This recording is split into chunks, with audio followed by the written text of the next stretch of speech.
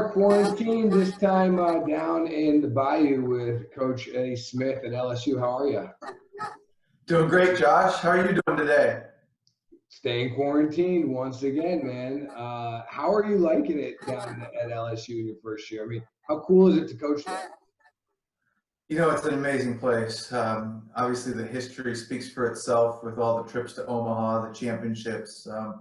But probably the most exciting thing is just the excitement that the fans have about our program. And leading the country in attendance for 25 straight years speaks to that. And going to Alex Box Stadium every day is a special feeling.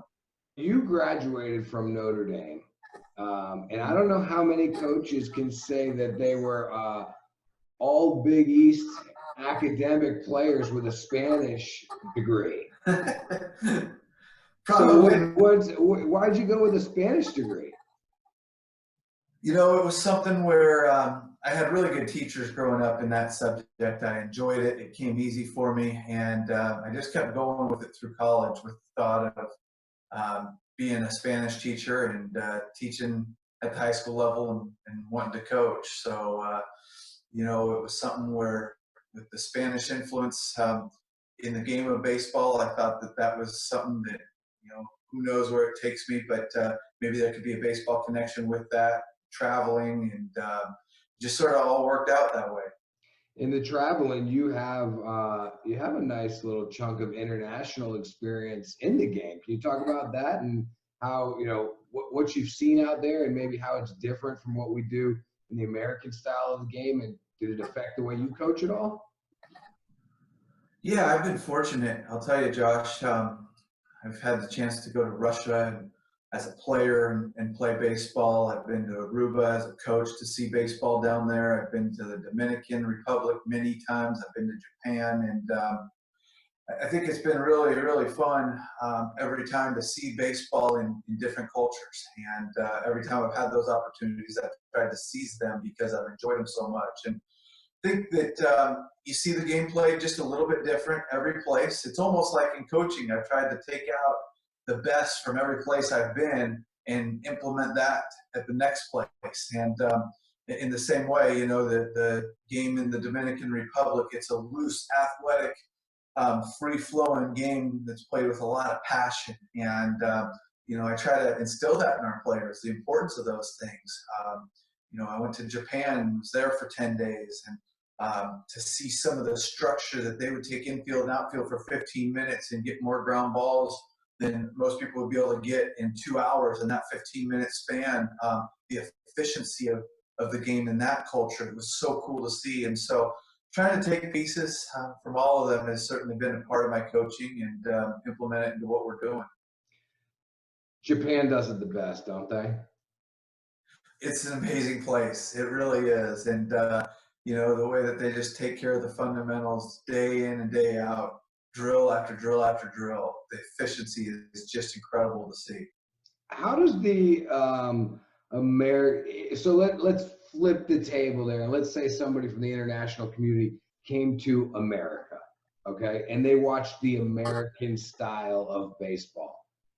What do you think they would be surprised by or be like, wow, they do that in America and we don't do that here?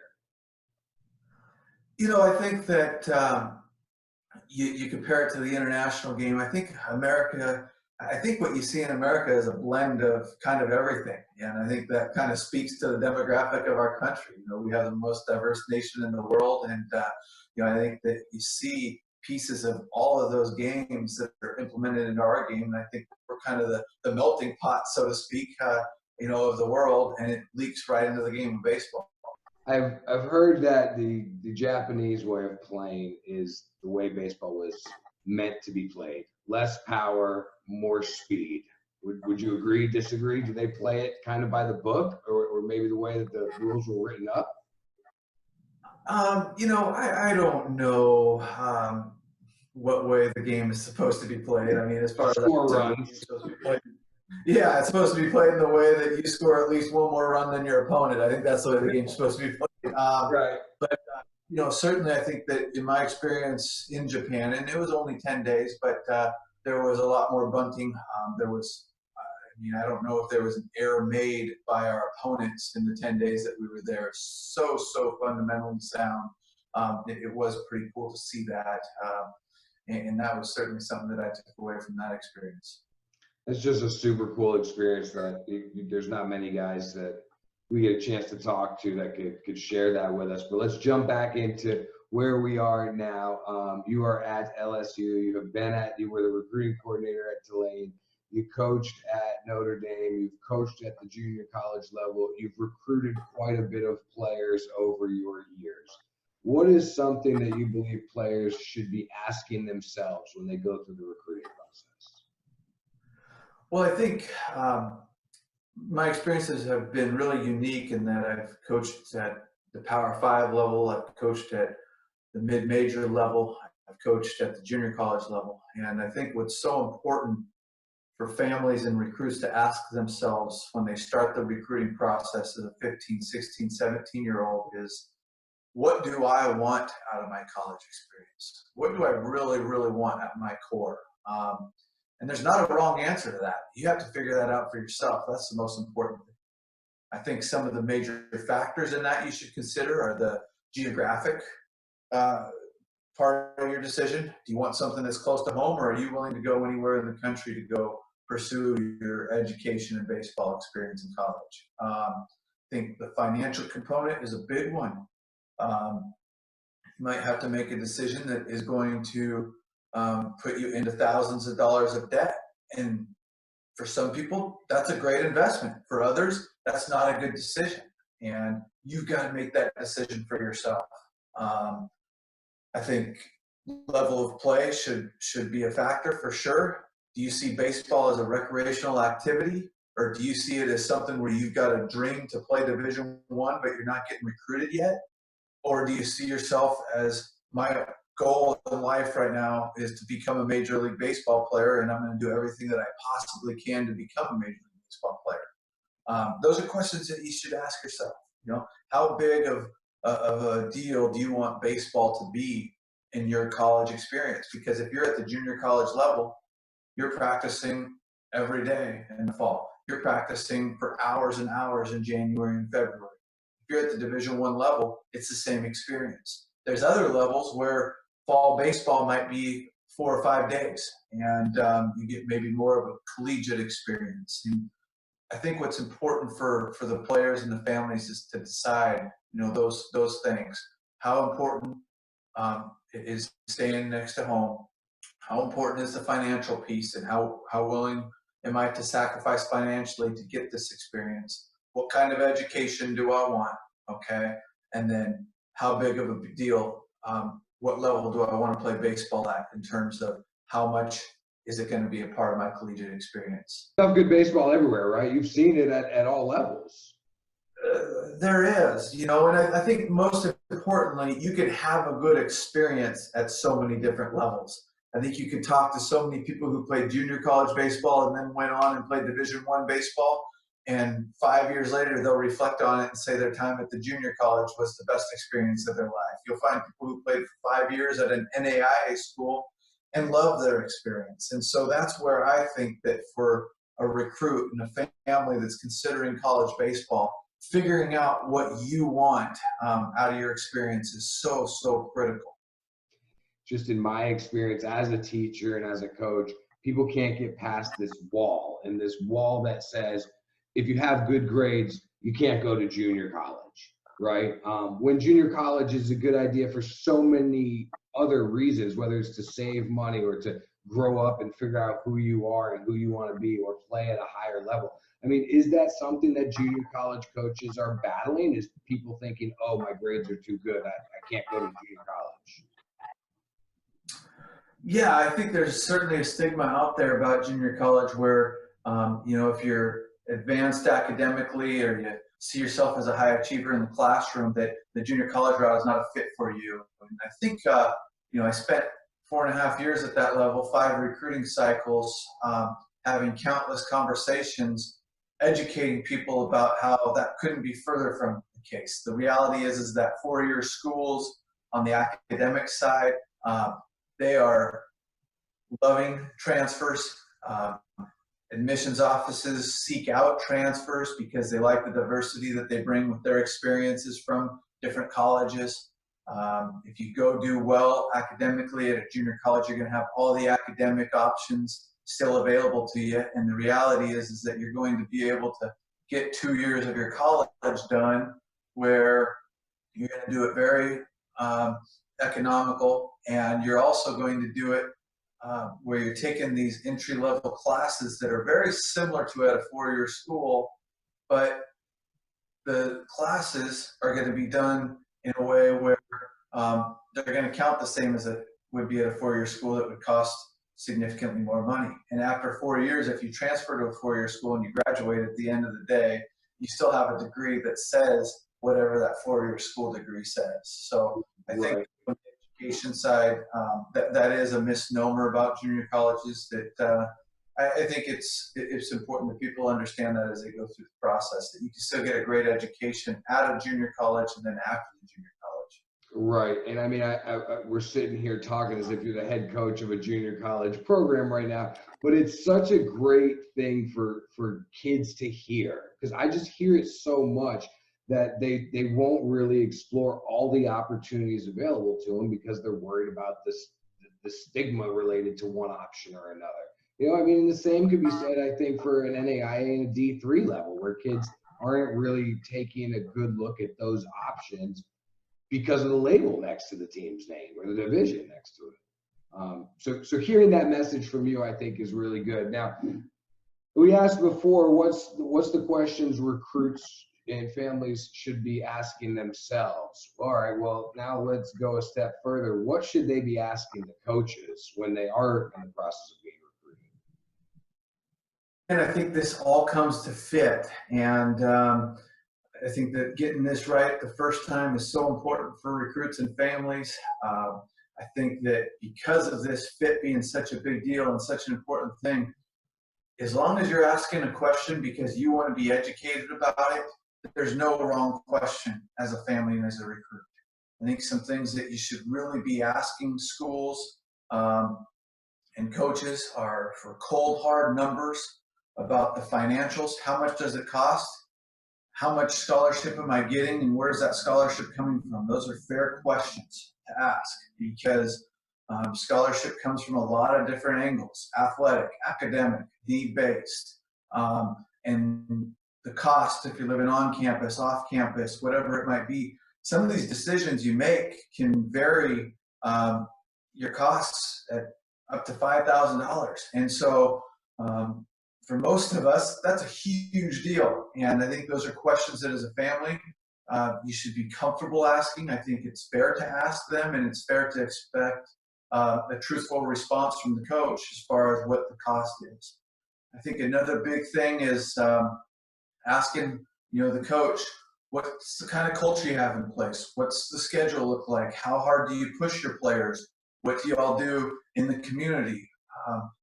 Every program is so different. I've now been a part of 6 different college baseball programs going back to my playing career, and every one of them has been really, really unique in a lot of ways. And then I think another thing that's really important to ask is, hey, positionally, have a conversation with the coach, whether that's a hitting coach, a pitching coach, whatever it might be. There's a lot of different ways to teach the game, and I don't think there's just one way to teach the game. I think that's the beautiful thing about it. I think there's some really good coaches out there that do things all in different ways, but I think one example of this would be if you are a huge believer in throwing weighted balls and lifting really heavy, you want to make sure you go to a school where the pitching coach is a believer, or at least permits you throwing balls and lifting heavy. Because if that's something that's important to you, you want to make sure that it's also important to the program and the culture of the program that you're going to. And I think the recruiting process is your one time where you get to educate yourself about those things, and you get to ask the program that you're considering about their feeling on things like that. And while there might be disappointment on the coach's end if you're not a fit, or on your end if a school that you really like isn't a fit for you with the baseball culture, what's more important is that the place that you're going to go spend your next 4 years, it's like a marriage. You're going to spend more time with that coaching staff and that program than you are with your spouse when you're down the road. Okay, that's how much time you spend in that program. All right, you want to get it right, and making sure you know exactly what you're getting into, or as best as you can what you're getting into, I think is so critical. I'm gonna take that soundbite right there, and at some point chop it up and put it right next to Elon's head coach, Mike Kennedy, who said almost the exact same thing about you get one shot and you want to make sure you do this right and you get it right. And that's awesome. I mean, the more that these kids hear it from you guys, the more they're going to understand. Let me ask you this. Is there, you and I have talked about it, and I think it's great that you say any question is almost a good question. If it's a legitimate concern and something that you want to know, then it's a good thing. But I've also heard coaches talk about certain topics that, are kind of a turnoff. If you're asking about the social life, or you're asking about, playing time, things like that. Is there anything that, maybe in general is not a great question to ask or something to avoid? Well, I think the intent behind your question is critical. If you're asking to try to educate yourself, I don't think there's a wrong question in that sense. Sometimes you'll have families ask questions, kids ask questions where it's almost like they're trying to play hardball or leverage themselves to try to get more scholarship or more of an opportunity. And I think when you start doing that, in most cases, it's going to be a major turnoff for a school. And then I think the other topic that can really turn some schools off is if you do start asking about playing time. And I think this is something that has a fine line because there's a balance to it. If you're truly asking for educational purposes, that's fair. But I think what's really important to understand is, again, I've been in 6 different college baseball programs. This has been constant. This is college baseball, okay? It's about competition, and the best players are going to play. As college baseball coaches, no matter what level I've been at, junior college, mid-major, Power 5, high non-Power 5 schools, this has been the same. The player that's going to give us the best chance to win, that's who's going to be in the lineup. So if you want to be in the lineup, if you want playing time, use your practice time to show that you're the best player in the program and you give us the best chance to win. And I think that's the answer that you're going to get from most coaches in the recruiting process. I don't know if it's a question that should be asked, needs to be asked. I hope that you can just have that information going into it as a recruit. And quite frankly, if there's a coach out there that tells you otherwise, says, hey, you're going to be our starting shortstop as a sophomore, or you're going to hit third for us, I think that should be a major red flag for you. And the reason why is, if I'm a coach and I promise you that, hey, as a sophomore, you're going to be our starting shortstop, well, what happens if we've got the #1 prospect in the country in the class that's a year below you, and for whatever reason, he's taken in the first round of the draft but doesn't sign professionally, and he comes in. Now you're a sophomore, and I've promised you that you're going to be the starting shortstop, but now we have this guy who just turned down millions of dollars, and he's also a shortstop. Then as a coach, I have the decision to make, which is either break my promise to you that you're going to be our starting shortstop as a sophomore, or I don't do what's in the best interest of the team and I play you when we might have a better, or when we have a better player that could be playing there. And that's obviously a position that nobody wants to be in, and people don't put themselves in. So anybody who tells you that the best player isn't going to play, that's what you need to be wary of in the recruiting process. You're a big hitting guy, correct? Yeah, I love hitting. What would you like to see younger guys do more at the high school or the junior college level? What's something that you look at and you're like, darn, I wish they would do this more before they got to us? Exactly. I think the more you can challenge yourself in practice with batting practice off of an arm who's throwing, almost with the intent to strike you out, and you don't let him do that. You still work to hit balls as hard as you can, right off the top of the pitcher's cap. I think that's the best thing that you can do for yourself. The more random it can be, the better. The more game-like it can be, the better. Whether that means it's a pitcher throwing from 40 feet, throwing hard with good breaking balls and change-ups, or with today's day and age, there's some machines out there that can really, really simulate, a game about as good as it gets. The more reps you can get at game-like, I think the more it will prepare you for the high levels of pitching. I love that. Okay. One of the great debates, linear or rotational? Oh gosh, that stuff gets too confusing to me. I'm not very good at physics and science. All I ever say is hit the ball as hard as you can, right over the top of the pitcher's head. I think that line drive right up the middle is timeless, and it's always going to allow you to have success. And then what that also does is it creates great misses, where if you're a little early or a little late, you're still going to be able to have success hitting the ball into the gap. Or if you're under the ball a little bit, it becomes a high line drive. Or if you're on top of it, it's that one hopper that usually is going to find its way through the infield. So hit the ball as hard as you can right off the top of the pitcher's head. What's the worst T-ball lesson that we all received as a child? Oh, worst T-ball lesson that we received as a child. That's a good question there. I would probably say, I know that, hey, keep your elbow up has always been a timeless thing. That's mine. Yeah. Yeah, there's some great hitters who do. Ken Griffey Jr., one of the best swings of all time, he did, and it worked great for him. But to see that as something that's going to be the ultimate end-all, be-all for hitting, I don't know the case. My kids always tell me, don't drop the back shoulder. So I just start pulling out pictures of guys hitting bombs, and they're like this. Like, where's his shoulder? Is he straight across? Best hitter of all time, in your opinion, at the major league level? At the major league level of all time. There's always the debate of, hey, eras and everything else.